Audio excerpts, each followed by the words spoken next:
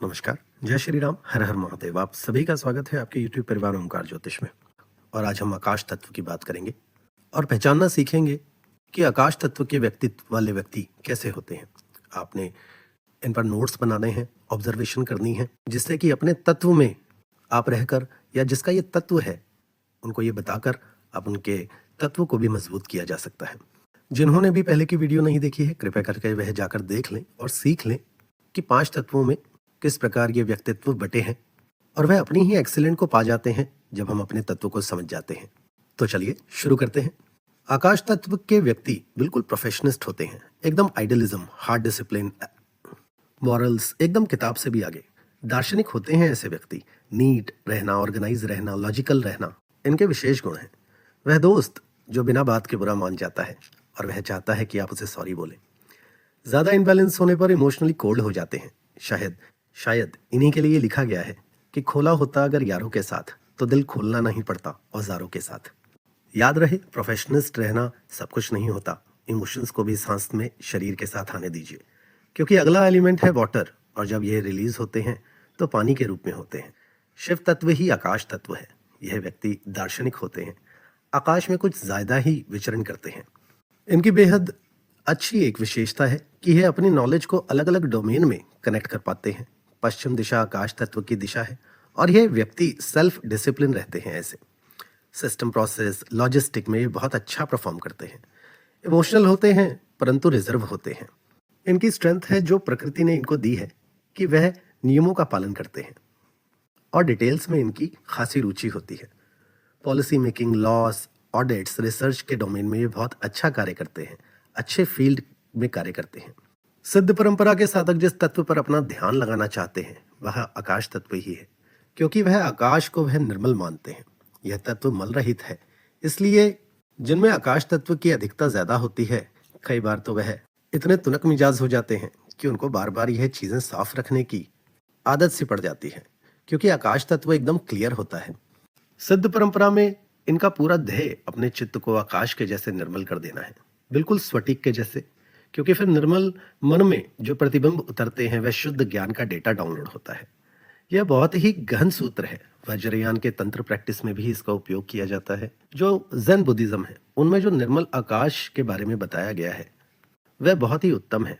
इनको योग में चिदाकाश भी कहते हैं। मन भी आकाश से ही जुड़ा हुआ है मूल रूप से। तो जहां पर मन को अनुशासित करना है वह सारा का सारा डोमेन आकाश तत्व का ही है।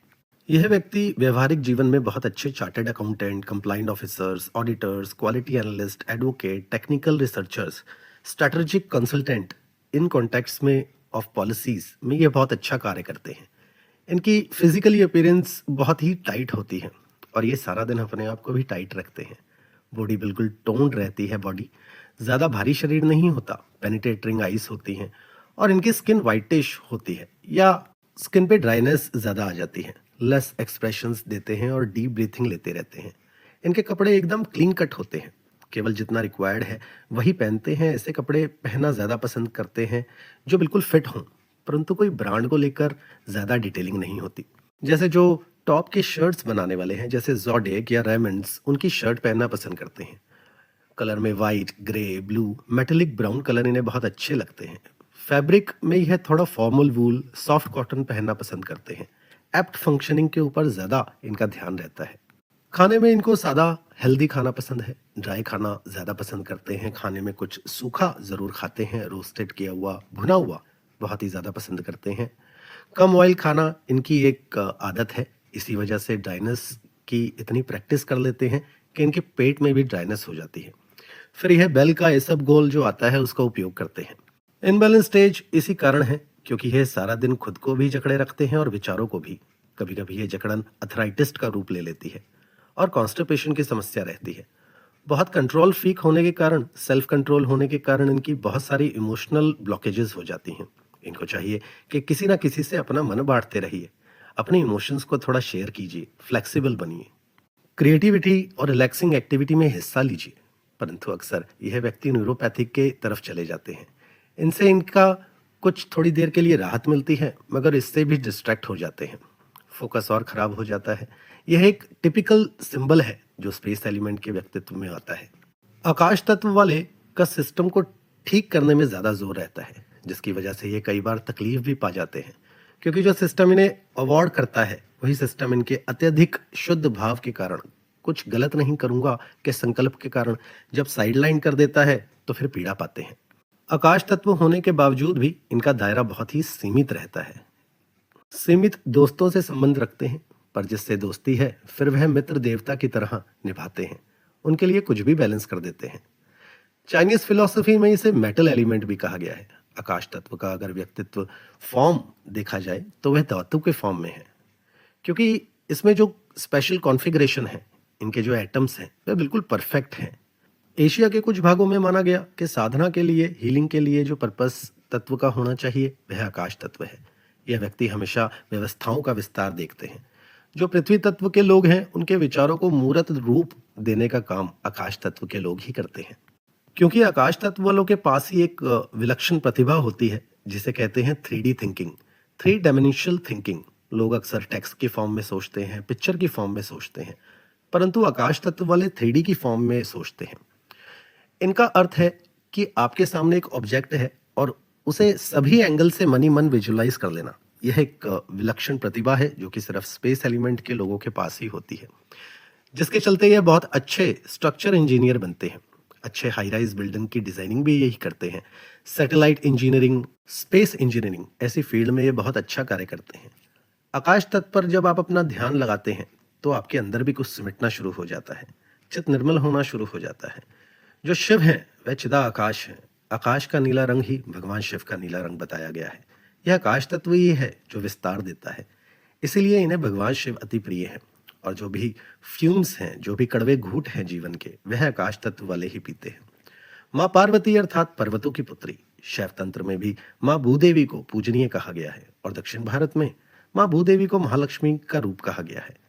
इन सभी धारणाओं के पीछे जो पंचतत्वों का जो गुण धर्म है, उसी का ध्यान जब सरल मनों के लिए किया जाता है, जब निर्मल मनों के लिए किया जाता है, तो इस प्रकार के देव गुणों के शरीरों के एक मूर्त रूप बनती है, परंतु उसमें होते यही पंचतत्व ही हैं। भगवान शिव का जो अनुभव है, आकाश तत्व का वह अनुभव सबसे अच्छा कैलाश मानसरोवर पर आता है। वहां चिदा आकाश का जो अनुभव है, इस सृष्टि की संरचना का मूल बिंदु उस निर्मल आकाश से ही है। और जो आकाश तत्व के व्यक्तित्व हैं, संसार में भी निर्मलता बनाए रखने के लिए कभी कोर्ट के जज के रूप में, कभी कंप्लाइंट ऑफिसर के रूप में कार्य करते हैं। उसी से ही व्यवस्थाएं भी चलती हैं। आप इस प्रकार आकाश तत्व पर ध्यान करेंगे और ध्यान करने से पहले ओम नमः शिवाय का ध्यान करते हुए आप ये ठंडक को महसूस कर सकते हैं। कैलाश पर्वत को फील करते हुए आकाश तत्व का जब ध्यान करेंगे और परखना शुरू करेंगे तो आपको आकाश तत्व के व्यक्तित्व दिखाई देने शुरू होंगे। वह आकाश रूपी भगवान शिव को मैं प्रणाम करता हूँ और ऐसी प्रार्थना करता हूँ कि आपके मन भी आकाश के जैसे विस्तार हो, निर्मल हो, शांत भी हो और उस पर ज्ञान के हीरे उभरने लगे। आशा है आपको हमारी ये वीडियो पसंद आई होगी। अगर आपका कोई सवाल रहे तो आप हमसे कमेंट बॉक्स में भी पूछ सकते हैं या फिर हमारे टेलीग्राम के ग्रुप को भी ज्वाइन कर सकते हैं, जिसका लिंक हम डिस्क्रिप्शन बॉक्स में ही दे रहे हैं। कृपया करके वीडियो को लाइक कीजिए, शेयर कीजिए, जिनसे इन सनातन विद्याओं का और विस्तार हो। आप इसका लाभ उठाइए। अगला तत्व जल तत्व है, उसके बारे में सीखेंगे कि वह व्यक्तित्व कैसे होते हैं। आप इस पर नोट्स बनाइए और संसार में देखिए तो आपको ये दिखना शुरू होगा कि पंच तत्वों में व्यक्तित्व कैसे बटे हैं। आप सभी का मंगल हो, ऐसी हमारी कामना है। जय श्री राम, हर हर महादेव।